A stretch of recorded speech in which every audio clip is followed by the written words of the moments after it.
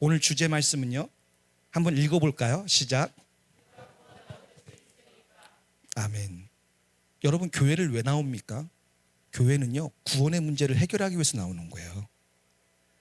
이 시대에 왜 교회가 변질이 되었습니까? 질문이 잘못된 거예요. 목적이 잘못된 겁니다. 교회에 나온 목적은 단 하나예요. 구원의 문제, 곧 영생의 문제를 해결하기 위해서 나오는 겁니다. 그래서 모든 성도들이 교회에 나왔을 땐 질문이요, 내가 어떻게 해야 영생을 얻을 수 있습니까?와 누가 구원을 받을 수 있습니까? 라는 질문, 두 가지 질문을 우리가 주님 앞에 드리고 여기에 대한 답을 얻으셔야 돼요. 그 중에 가장 귀한 질문인 누가 구원을 얻을 수 있으리까? 없다는 거죠. 이 얘기는 구원을 받을 수 없다는 얘기를 하고 있는 것입니다. 그러면 예수님은 이 질문에 어떻게 대답하셨는지 오늘 말씀을 통해서 우리가 나도 그럼 앞으로 어떻게 해야 구원을 얻을 수 있는가, 우리 자신을 한번 점검하고 돌아가는 시간 되길 부탁을 드립니다. 자, 오늘 첫 번째 말씀 한번 읽어보겠습니다. 시작.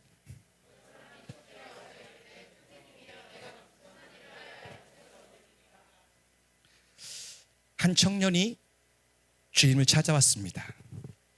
그리고 주님께 질문을 드립니다. 선생님, 내가 무슨 선한 일을 하여야 영생을 얻을 수 있습니까? 이 사람은 지금 영생에 매우 갈급해 있습니다. 어찌 보면 일찍 철들은 사람이에요. 네. 요즘 같으면 한 60은 먹어야 죽음을 생각하고, 야, 죽으면 어떻게 되지? 이렇게 생각할 텐데, 젊은 청년이 내가 무슨 선한 일을 하여야 영생을 얻을 수 있습니까? 굉장히 심오한 질문이죠. 그런데 질문이 틀렸어요. 왜 질문이 틀렸냐? 우리 인간은 어느 누구도 스스로 선한 일을 할 수가 없습니다.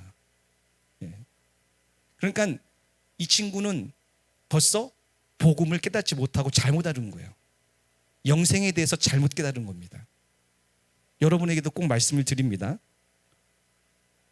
우리는 인간 스스로 선한 일을 할 수 있는 존재가 아니란 사실을 빨리 받아들이셔야 돼요. 그래야 복음을 이해할 수가 있어요. 그래야 올바른 복음을 깨닫고 올바른 구원을 받을 수가 있어요. 이 시대에도 왜 많은 교인들이 올바른 영생과 올바른 구원의 확신이 없냐? 내가 무슨 선한 일을 해야 구원을 받을 것처럼 생각하고, 내가 무슨 선한 일을 해야 영생을 받을 것처럼 생각하기 때문에 그래요. 아닙니다. 그렇지 않습니다. 오늘 예배도요, 예배를 드려야 구원을 받고 예배를 안 드리면 구원을 못 받는다가 아니에요. 주님을 마음을 다하여, 뜻을 다하여, 목숨을 다하여 사랑하기 때문에 예배하고 싶어서 나와서 예배를 드려야 되는 거예요. 그게 바로 영생이에요. 근데 사랑하지 않는 사람은요, 예배 드리고 싶지가 않죠. 뭐가 예배 드리고 싶겠어요. 그러니까 당연히 영생을 얻을 수가 없는 거예요. 왜냐?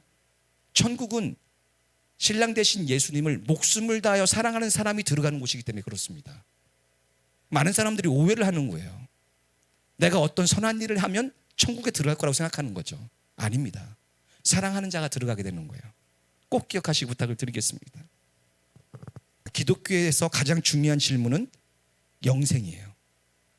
그래서 영생에 대해서 묻고 영생에 대해서 답을 주는 곳이 기독교예요. 만약에 영생에 대해서 가르치지 않는다면 그건 기독교가 아닙니다. 왜냐? 영생에 대해서는 기독교만 갖고 있어요. 답을요.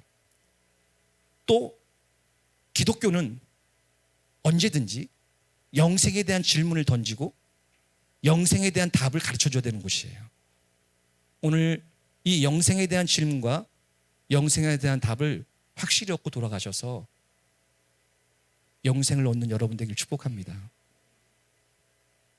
오늘 한 청년이 주님께 와서 묻습니다. 선생님이요, 내가 무슨 선한 일을 하여야 영생을 얻겠습니까? 다시 한번 강조해서 얘기합니다. 질문이 틀린 거예요. 여러분, 왜 많은 사람들이 신앙이 하나님 보시기에 온전하지 않느냐? 질문이 틀려서 그래요. 내가 무엇을 해야, 내가 어떤 일을 해야 영생을 얻을 수 있습니까? 질문이 틀린 거예요. 왜냐하면 우리 행위로는요, 영생을 받을 수가 없습니다. 절대로 받을 수가 없어요. 오직 믿음으로 받습니다. 그러면 하나님이 우리를 무엇을 믿음으로 인정하느냐, 거기에 대한 질문이 여기 나오겠죠. 믿음이 무엇이냐, 거기에 대해서 좀 나오겠습니다. 자, 또 읽어봅시다. 시작.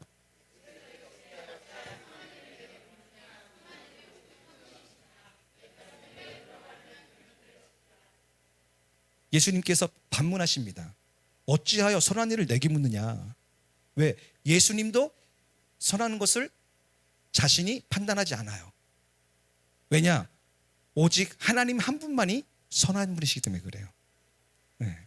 예수님이 정확하게 얘기하시는 거예요. 야, 나도 선한 일을 못해. 너는 무슨 선한 일을 하려고 그러니? 그만해. 나도 선한 일을 못하는데 네가 어떻게 선한 일을 하려고 그래? 이렇게 지금 말씀하고 계시는 거예요. 네. 그러면서 오히려 뭐라고 말씀하시느냐. 내가 생명에 들어가려면 계명을 지켜라 라고 말씀하십니다.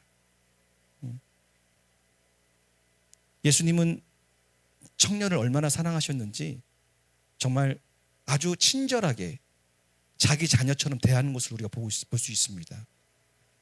예수님은 청년에게 이렇게 얘기합니다. 하나님 한 분만이 선하신 분이다. 하나님 한 분만이 선하고 악한 것을 분별할 수 있는 분이다 라고 가르쳐주세요. 그리고 인간은 그 어느 누구도 하나님 앞에서 스스로 선한 일을 행할 수 없는 존재이다. 이것을 먼저 깨닫게 해주시는 거예요. 그리고 나서는 뭐라고 말씀하시느냐. 네가 영생을 얻고 싶지? 그러면 계명을 지키면 돼. 이렇게 얘기하는 거예요. 참 신기하죠. 마태복음은 이런 식으로 나옵니다.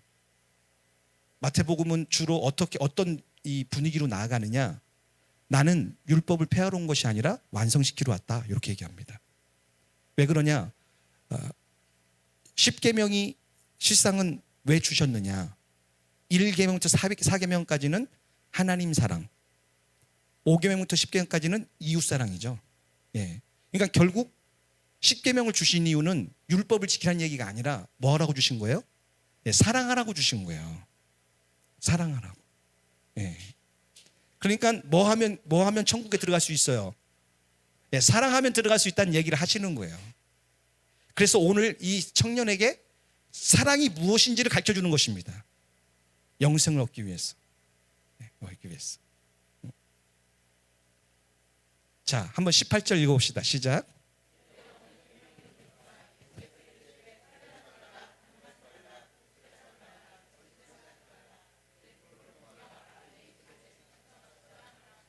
아멘. 아니, 계명을 지키라고 했는데요. 이 청년이 어느 계명이오니까 물어보는 거예요. 왜냐? 이 친구는 어렸을 때부터 이제 나오는데 계명을 다 지켰습니다. 근데 그 당시에는요, 계명이 얼마나 많았냐면요, 정말 셀 수도 없었어요. 거기다가 각 분파마다 장례들이 만든 계명이 또 있었습니다. 그러니까 이 청년은 영생에 대해서 너무 갈급하니까 자신이 행여나 계명을 빼먹었을까 봐 어느 계명이니까 이렇게 물어봐요. 그러니까 예수님이 아주 친절하게 정확하게 이 친구한테 필요한 것을 얘기합니다. 왜 그러냐? 이 친구는 하나님을 사랑해요. 그러니까 하나님 사랑에 대해서 빼먹었어요. 예수님이. 그렇죠? 10계명 중에서요, 앞에 건 싹 빼먹었습니다. 뒤에 것만 얘기해요. 뭐 하라고요? 내 이웃을 내 자신같이 사랑하는 말만 하시는 거예요. 왜 그럴까요? 바리새인들은요, 율법사들은, 유대인들은요, 하나님 사랑은 철저했다니까요. 네. 그런데 뭐가 부족했어요? 이웃 사랑이 부족한 거예요. 이웃 사랑이요. 그러니까 예수님이 그걸 하시고 이 계명 10계명 중에 뒤에 것만 싹 얘기하는 거예요. 이웃을 내 몸처럼 사랑하라는 부분만. 예수님의 말씀을 제대로 이해하지 못해서 청년은요, 어느 계명을 지키려니까 혹시 제가 어떤 계명을 안 지켰을까 하고서 묻는데, 예수님은 아주 그들이 잘 알고 있는 기본적인 10계명 중에 어느 부분이요? 이웃사랑 부분만 얘기하고 있는 거예요, 지금요. 그러니까 이 청년이 얼마나 마음이 기뻤겠어요. 예, 이거 외에도 수천 개의 지금 계명을 지키고 있었는데, 이 정도야 저는 뭐라고 얘기할까요? 한번 읽어볼까요? 자, 시작.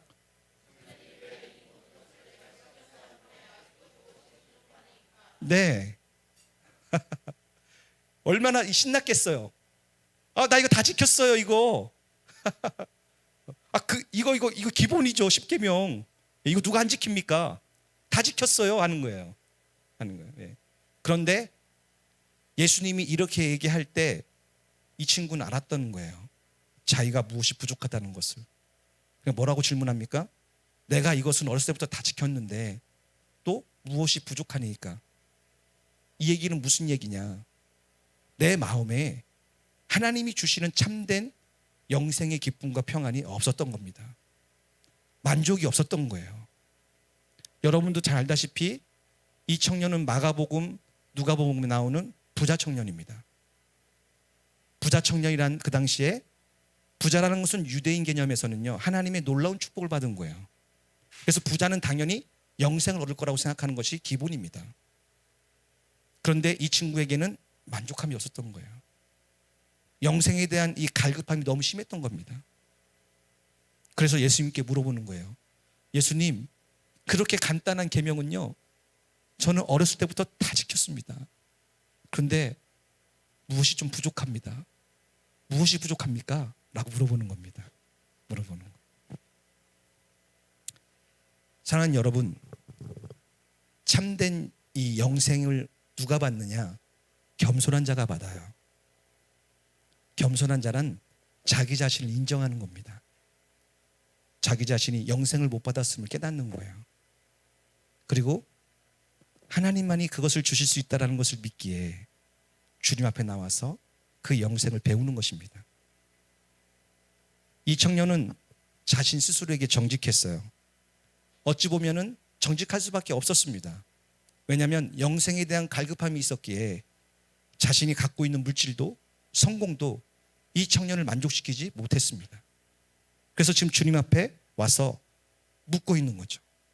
우리 같으면 이 계명을 다 지키십시오 했을 때 저는 이것을 다 지켰습니다. 할렐루야 하고 집에 돌아갔을 거예요. 그런데 이 청년은 제가 아직도 무엇이 부족합니다. 이런 의미예요. 주님, 더 없습니까? 저는 그걸 다 지켰는데도 제 안에 만족함이 없습니다. 기쁨이 없습니다. 평안이 없습니다. 뭐 더 없습니까? 예수님이 그제서야 이 친구에게 필요한 말씀을 하십니다. 읽어봅시다.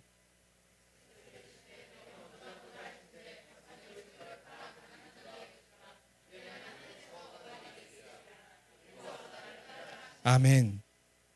네. 마가복음에서는 뭐라고 하느냐? 예수께서 청년을 사랑하사 이렇게 써 있어요. 이런 얘기는요, 아무한테나 하는 게 아니에요. 사랑하는 사람에게만 하는 거예요. 예수님이요, 니고데모에 왔을 때는요, 하나도 안 알려주세요. 네가 이스라엘의 선생이면서도 이런 것도 모르냐? 하고 핀잔을 주고 니고데모는 사라집니다. 유대인의 공의의 의원이자 아주 당대 최고의 랍비인데도요, 예수님은 한마디도 안 해주세요. 그런데 이 갈급함을 지금 갖고 온 이 청년, 예수님이 너무 사랑하셨어요. 사랑하셔서 진리를 말씀해 주십니다. 지금 무엇을 가르치시느냐? 이웃사랑에 대해서 가르치고 계신 거예요.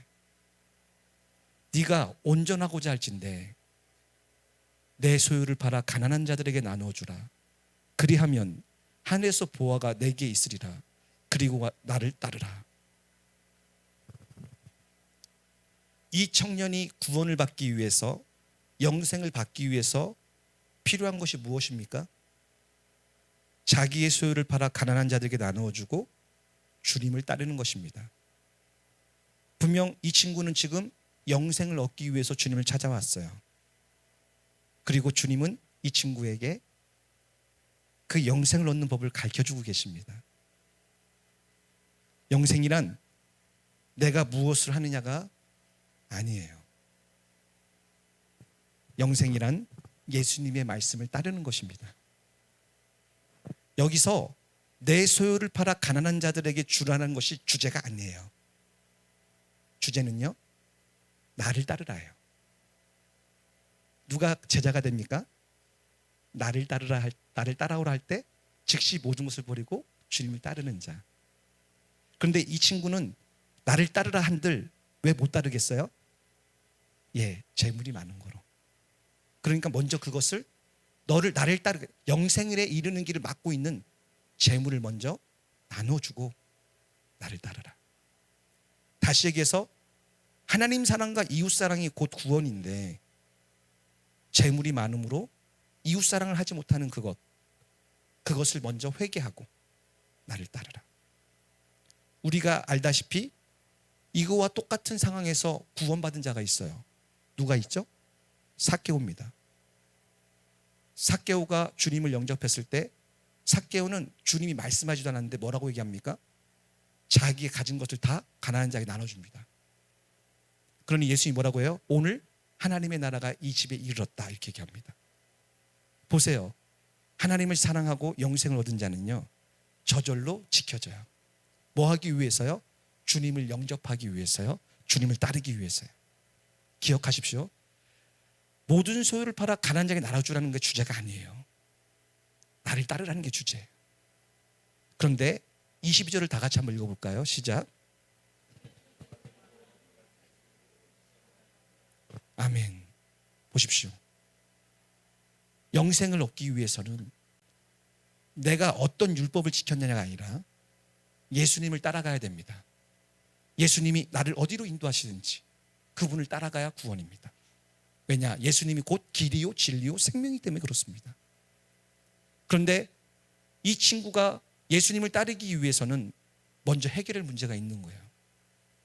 그걸 해결하지 않으면요 못 따라가는 겁니다. 그래서 모든 소유를 팔아 가난한 자에게 나눠주라고 말씀하신 거예요. 이것이 바로 예수님의 사랑입니다. 우리가 이것을 잘못 읽으면요 예수님은 참 너무하시다 이렇게 생각할 수도 있죠. 그렇지 않아요. 예수님을 따르는 데 있어서 무엇이 방해인지를 주님은 다 아십니다. 그리고 그것을 먼저 제거하기를 원하시는 것이죠. 영생이란 내가 무엇을 하느냐가 아니라 내가 주님을 따라가는 것이 영생입니다. 먼저 그의 나라와 의를 구하며 길이요 진리요 생명이 되신 주님을 목숨을 걸고 끝까지 따라가는 것, 그것이 바로 영생이에요. 마귀가 이 마지막 시대에 하는 것이 무엇입니까? 그 주님을 따라가지 못하게 하는 겁니다. 그것이 실질적으로 이 마귀들이 뿔을 달고 여러분 집에서 너 예수님 따라가면 안 돼 죽어 하면은 좋겠구만. 마귀는 그렇게 안 나타나고 이 땅의 환경과 이 땅의 또 여러 가지 질병과 재해와 이런 것들로 나타난다는 거예요. 사람들은요 꼼짝없이 속습니다. 왜? 그렇듯 하잖아요. 타당하잖아요. 그런데 2000년 기독교 역사가 다 그렇게 흘렀습니다. 너무 당연한 듯이, 너무 그렇듯이 사람들이 속고 넘어지는 거예요. 여기서 내가 온전하고자 할진데 이 온전하다는 도덕적인 온전이 아니에요. 신의 성품의 온전이에요. 다시 얘기해서 사랑이란 얘기예요. 사랑. 신앙이란 나의 의지로 하나님처럼 되어보려는 교만을 내려놓는 것입니다. 그리고 자신의 무능과 부족함을 철저히 깨닫는 것부터 시작하는 거예요. 이렇게 된 사람은 십자가에서 자신의 죽음을 받아들입니다. 왜냐하면 자신에 대해서 깨달았기 때문이에요. 그리고 십자가의 죽음을 받아들인 사람은 이제 나를 온전케 하실 분, 여기 온전하고자 하잖아요. 나를 온전케 하실 분은 오직 하나님 한 분이심을 믿고 하나님만 의지하고 하나님만 신뢰하고 하나님만 따라가는 거예요. 그것이 바로 영생이고 구원입니다.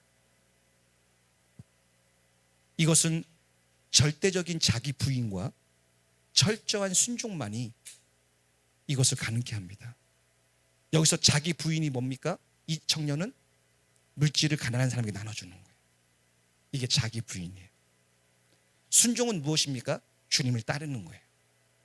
이 두 가지가 우리를 영생으로 인도해 준다고 성경은 얘기하고 있는 것입니다. 비록 청년은 외형적으로는 어려서부터 율법을 다 지켰습니다. 그러나 자신의 이 본성이 아직 무엇이 부족하다는 것을 깨닫고 있었어요. 그래서 주님 앞에 나와서 물었습니다. 주님, 내가 무슨 일을 해야 영생을 얻을 수 있습니까? 예수님은 그를 사랑하시사 그가 무엇 때문에 영생을 얻지 못하고 있는지를 가르쳐 주셨어요. 그럼에도 불구하고 그 청년은 재물이 많은 고로, 이것을 성경으로 얘기하면 예수님보다 재물을 더 사랑한 고로 근심하며 돌아갔습니다. 이 근심하면요, 매우 슬퍼하며요. 이 얘기는 무슨 얘기냐면요, 이렇게 해야 되는 거 알아요. 이렇게 살아야 되는 거 알아요. 그리고 어찌 보면 이 청년은요, 자기 속에 있는 걸 들켰어요. 주님이 그 말씀을 하실지도 모른다는 걸 알았어요. 그런데 안 되는 거예요. 안 되는 겁니다. 이게 바로 우리의 현실이에요. 예수님이 말씀이 선하다는 걸 알고 그분이 하시는 말씀을 듣기 위해서 나왔는데, 드디어 그분의 말씀을 들었는데 우리 인간의 욕심이 안 되는 겁니다.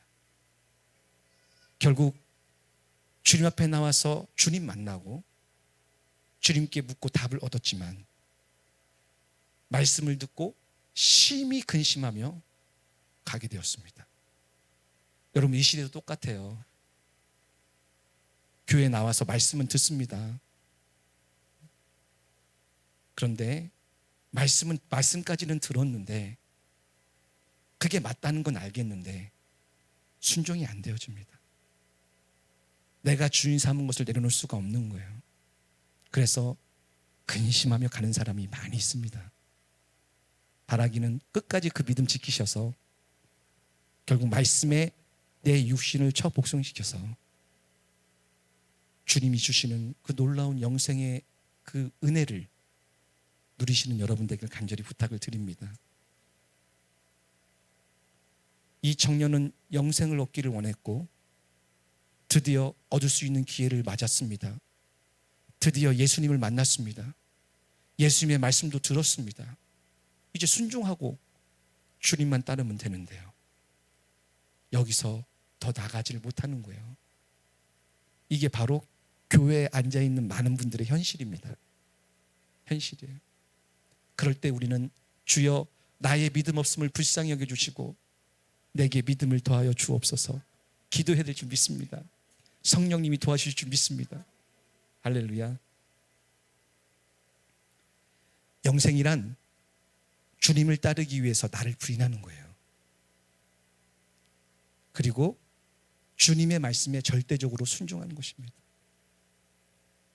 다시 한번 말씀을 드립니다. 주님이 말씀하신 이 모든 것들의 핵심은요, 나를 따르라예요. 뭐 하기 위해서요? 영생을 얻기 위해서요. 영생을 얻기 위해서는 네가 하는 행위는 아무것도 중요치 않아. 나를 따라오면 돼. 네, 이 말씀을 지금 하는 거예요. 꼭 기억하시기 부탁을 드립니다. 주님의 말씀을 따르는 것이, 주님의 말씀을 목숨을 걸고 따르는 것이 영생을 얻는 방법이에요. 그 유일한 방법입니다. 왜냐? 영생은 주님께서 주시는 것이기 때문에 그래요. 자, 또 한번 읽어볼까요? 시작.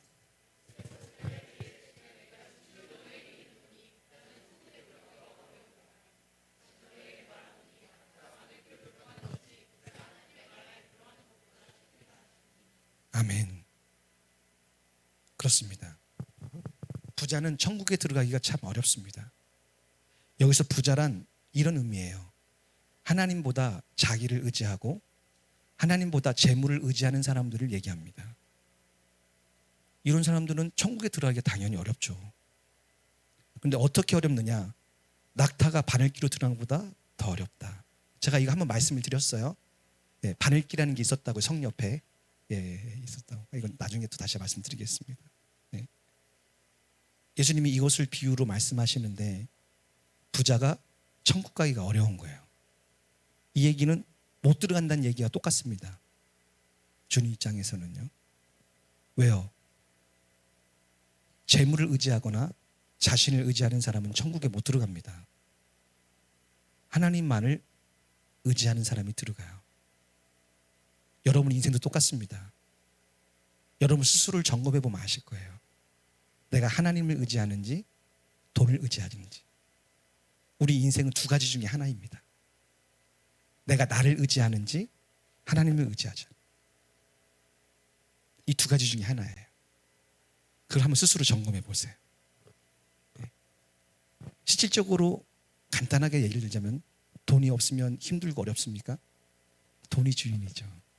네. 하나님이 없으면 힘들고 어렵습니까? 그 하나님이 주인이죠. 네. 부자들은 하나님을 의지하는 것보다 재물을 의지하기 마련입니다. 당연히 예수님을 의지해야 구원을 받기 때문에 부자들은 천국에 들어가기가 어려운 거예요. 그래서 이 얘기를 했을 때 이 당시에 2000년 전에 유대인 개념으로는 예수님의 말씀이 아주 파격적인 거예요. 왜 파격적이냐? 첫 번째, 부자는요, 아까도 말씀을 드렸지만 유대인의 사상으로는 하나님의 놀라운 축복을 받은 사람은 부자이고 가난한 사람은 저주를 받았다고 생각했단 말이에요. 그래서 우리가 알다시피 부자와 나사로의 비유도 있잖아요. 예. 그러니까 부자가 천국에 못 들어간다는 얘기는 지금 따라다니는 제자들한테는 파격적인 얘기예요. 예.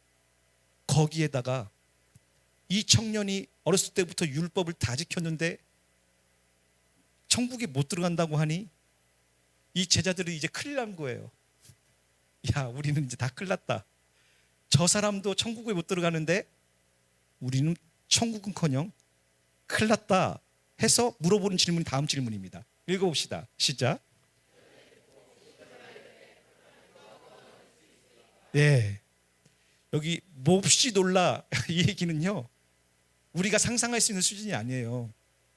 까무러치는 거예요. 예. 왜? 이들은 지금 모든 것을 버리고 주를 쫓아잖아요. 그런데 지금 이 사건을 보고 나서 이들이 무슨 생각을 했을까요? 나는 구원 못 받겠네 그럼. 왜냐면 절대로 못 받는다고 했으니까요. 지금 우리는 절대 구원을 못 받겠네. 그러니까 당연히 뭐라고 물어봐야 돼요? 아니 그러면 예수님, 누가 구원을 얻을 수 있습니까? 구원받을 사람은 없네요. 부자도 구원을 못 받아. 율법을 다 지킨 사람도 구원을 못 받아. 아니 누가 구원을 받아요 그럼? 네. 이게 오늘 주제예요. 따라해 볼까요? 그렇다면 누가 구원을 얻을 수 있으리까? 네. 그러니까 우리 개념이 깨져야 돼요. 우리도요. 2000년 전 얘기인데도 지금도 우리도 똑같이 그렇게 생각한단 말이에요. 지금도요. 이 개념이 바뀌어야 돼요. 어떻게 구원받을 수 있어요? 26절 읽어봅시다. 시작.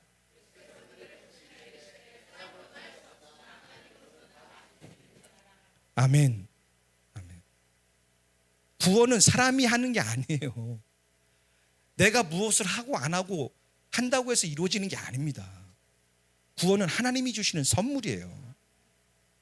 근데 하나님이 주시는 선물인데 누구한테 주십니까? 겸손한 자에게, 온유한 자에게 주시는 선물이에요.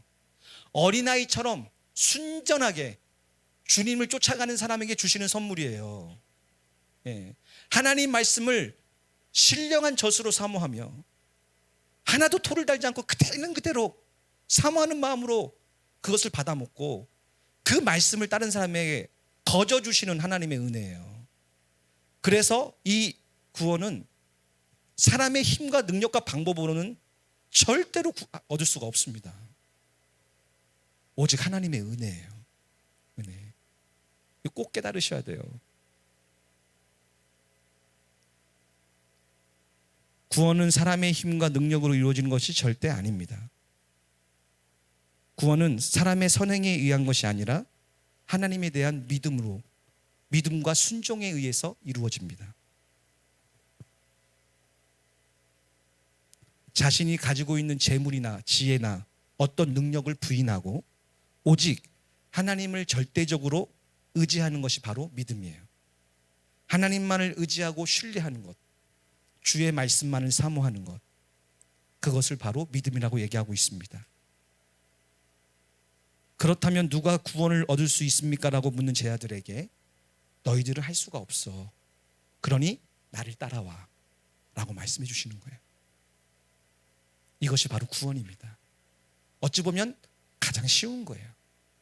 그런데 자기 스스로 교만해야지 높아진 인간으로서는 가장 어려운 겁니다. 이스라엘 백성이 광야 40년 동안 왜 불평과 원망을 했습니까? 설명도 안 하고 답도 안 주고 기약도 없이 약속만 줘놓고 광야에서 계속 뺑뺑이를 돌리는 겁니다. 얼마나 화가 나요. 똑똑한 사람들 입장에서는요. 여기서 여기까지 10하루길인데요. 거기다가 이미 정탐꾼까지 침투했다가 왔잖아요. 벌써 이들은 땅을 밟았었다고요, 한번. 그런데 40년 동안 들여보내지도 않고 계속 주위만 빙빙 돌게 한단 말이죠. 얼마나 화가 납니까? 그런데 그들은 믿음이 뭔지를 몰랐던 거예요. 믿음은 주님이 어디로 인도하시든 오직 주님만 믿고 신뢰하며 따라가는 것이거든요. 그걸 믿음이라고 해요. 그들에게 구원을 주시는 거예요. 그들에게. 그래서 누가 구원을 얻을 수 있습니까? 라고 묻는 질문에 사람은 할 수 없지만 하나님으로서는 다 할 수 있다. 이와 같은 말씀으로 이렇게 돼 있어요. 날마다 자기를 부인하고 나를 따라오는 자, 자기 십자가를 지고 나를 따라오는 자가 구원을 얻을 수 있다. 예수님이 이렇게 가르쳐 주셨습니다. 가르쳐 주셨어요. 그러니까 베드로가 이제 힘을 얻었어요. 아, 다행이다. 구원 못 받을 줄 알았는데 주님이 가라고 하실 줄 알았는데 방법이 생겼다 하니까 이 베드로가 우리가 하고 싶은 얘기를 다 했어요. 얼른 또 질문을 합니다. 자, 읽어봅시다. 시작.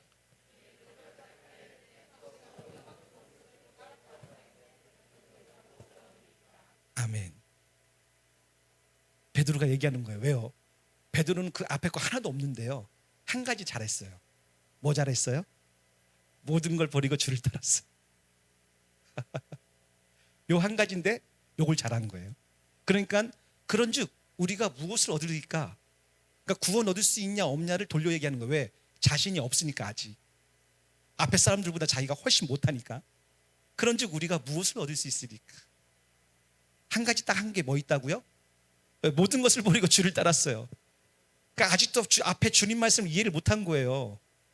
주님이 이 부자 청년에게 뭐 하라고 지금 말씀하신 거라고요? 나를 따라라, 따라와라. 그럼 네가 영생을 얻을 수 있다고 얘기한 거란 말이에요. 그러니까 이들은 지금 했어요, 안 했어요, 이걸요? 했잖아요. 모든 것을 버리고 주를 따랐습니다. 아주 잘했잖아요. 아주 잘했잖아요. 그러니까 예수님이 뭐라고 얘기하느냐? 자, 읽어봅시다. 시작.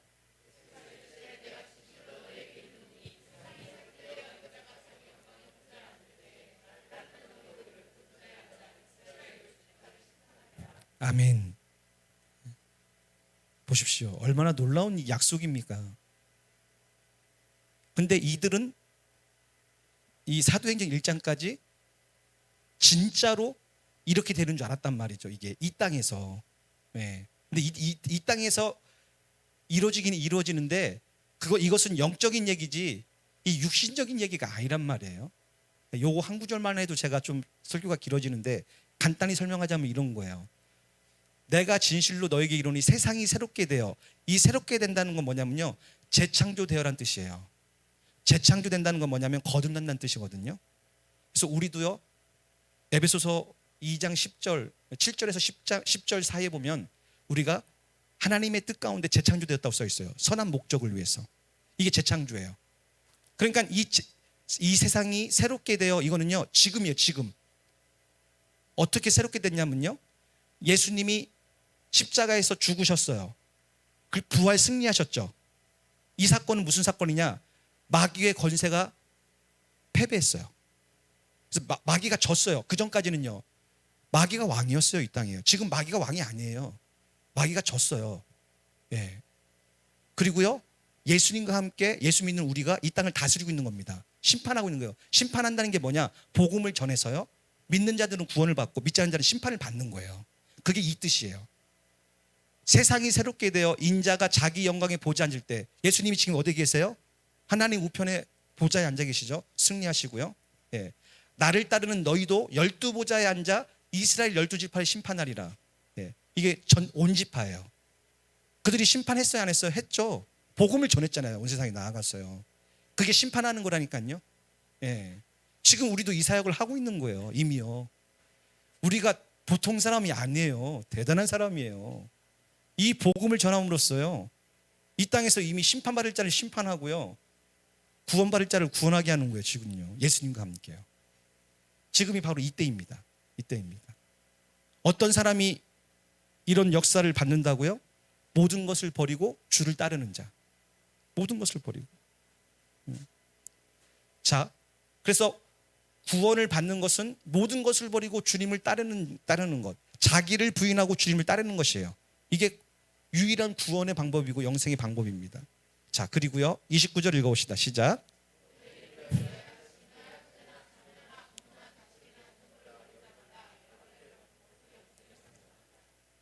아멘.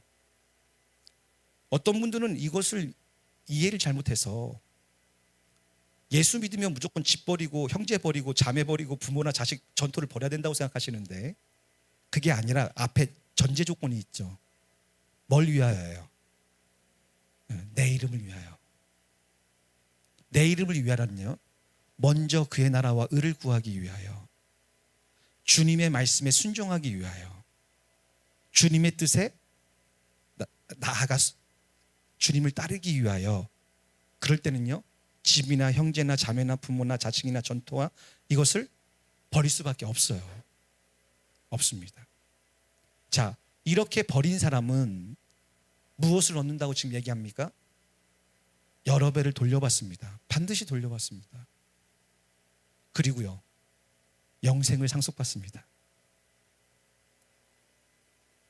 그러니까 제가 저번에 한번 말씀을 드렸죠. 여러분이 주님을 믿기 전에 계산을 해봐야 된다고 그랬죠.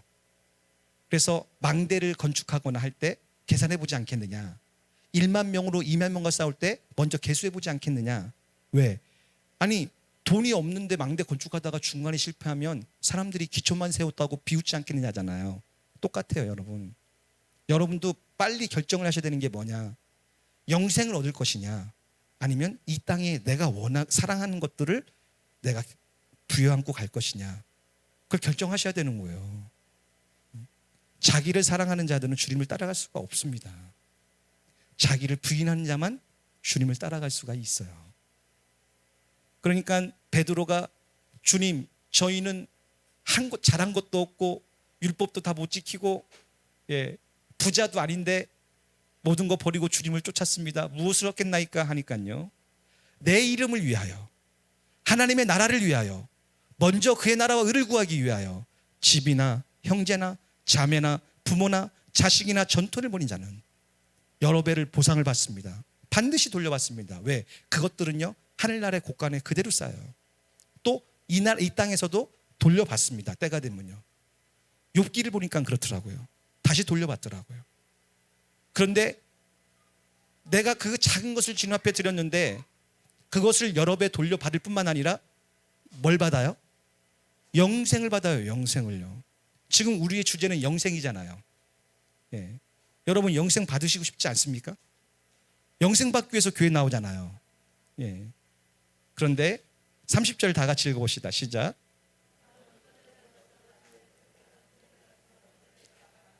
아멘. 그러나 반전이에요. 나를 위해서 모든 걸 버리고 나를 쫓은 자는 반드시 내가 여러 배를 갚아주겠고 영생도 반드시 주겠다고 약속하셨어요. 그러나 먼저 된 자로서 나중되고 나중된 자로서 먼저 된 자가 많을 것이다. 이 해석은요, 주석서에요, 수십 가지가 있을 정도로 분분해요. 근데 오늘은 제가 한 부분을 말씀을 드리겠습니다. 먼저 된 자는요, 자신은 이미 하나님의 나라에 들어가기에 합당한 자로 여기는 자들을 얘기해요. 먼저 된 자는요, 자신은 구원을 받을 것이라고 이미 거의 확실시하는 사람들을 얘기합니다. 자기는 구원을 받을 거라고 생각하는 사람들은 못 들어가게 될 것이고, 오히려 나는 구원 못 받을 거야, 나 같은 사람은 구원받을 수 없을 거야 라고 한 사람은 구원받을 것입니다라는 뜻이에요. 이게 왜 그렇습니까? 이 당시에 바리새인들은 자신의 행위와 자신이 받은 축복을 구원의 확신으로 삼았습니다. 그래서 하나님의 본뜻인 서로 사랑하라는 의미는 배제하고 오히려 자기 민족들을 착취하고 심지어는 고리대금까지 했어요. 그래서 자기 백성들을 이 같은 동족들을 노예로 삼았습니다. 그래서 하나님이 굉장히 그것을 가슴 아파하셨어요. 그런데 그들은 자신의 율법적인 행위와 또 율법으로 말미암은 구제와 봉사와 헌신과 금식과 기도로 자기들은 다 구원받을 것 생각한 거죠. 이 먼저 된 사람입니다. 하나님은 그들을 오히려 구원받지 못할 것이라고 지금 분명하게 말씀하고 계신 거예요. 그런데 오히려 자신은 죄인이요, 자기 스스로 나는 구원받을 수 없을 거라고 죄를 고백하며 주님을 따르면서도 나는 하나님의 은혜받기에 너무 부족한 자라고 생각하는 자들에게 오히려 그들을 의롭다고 여기시고 천국으로 인도해 주신다라는 말씀입니다. 이것은 우리가 잘 알다시피 바리새인과 세리의 기도에 들어있어요. 세리들은 뭐라고 기도했습니까? 감히 얼굴도 못 들은 채 주여 저는 죄인입니다, 불쌍히 여겨주세요 했죠. 근데 그 세리는 의롭다고 인정을 받고 돌아갔습니다. 이게 바로 구원이에요. 이게 바로 구원입니다. 사랑하는 여러분, 오늘 우리가 두 가지의 질문을 던졌습니다. 첫 번째는 이 청년이 고백한 내가 무슨 선한 일을 행하여야 영생을 얻으리까? 이것은 우리가 마치 하고 있는 질문과 동일한 질문입니다. 또 베드로가 예수님께 말한 그렇다면 누가 구원을 얻을 수 있습니까? 이것 또한 우리가 주님 앞에 던져야 될 질문입니다. 우리가 무슨 선한 일을 행해야 영생을 얻을 수 있습니까? 우리가 행한 행위로는 영생을 얻을 수 없습니다. 그렇다면 누가 구원을 얻을 수 있습니까? 주님의 말씀에 순종하고 그분을 따르는 자가 구원을 얻을 수 있습니다. 예수님은 어린아이처럼 말씀에 순종하고 겸손과 온유의 마음을 가지고 끝까지 주님을 따르는 자에게 마지막 심판 때에 의롭다고 인정하시고 저 천국으로 인도해 주실 줄 믿습니다. 이번 한 주간 우리 집에서 좀 쉬시면서 우리 자신의 신앙을 좀 점검하며 우리도 신앙의 외형을 너무 치중하진 않았는가, 우리 자신을 돌아보고 우리의 내면을 돌아보고 우리의 내면이 주님이 기뻐 받으실 만한 어린아이와 같은 깨끗한 마음, 순결한 마음, 이제 어떤 말씀을 하셔도 즉시 순종하고 주님을 따를 수 있는 마음으로 준비될 수 있도록 기도하셔서 다음 주 성령 충만한 한 주가 되기를 예수님 이름으로 축복합니다.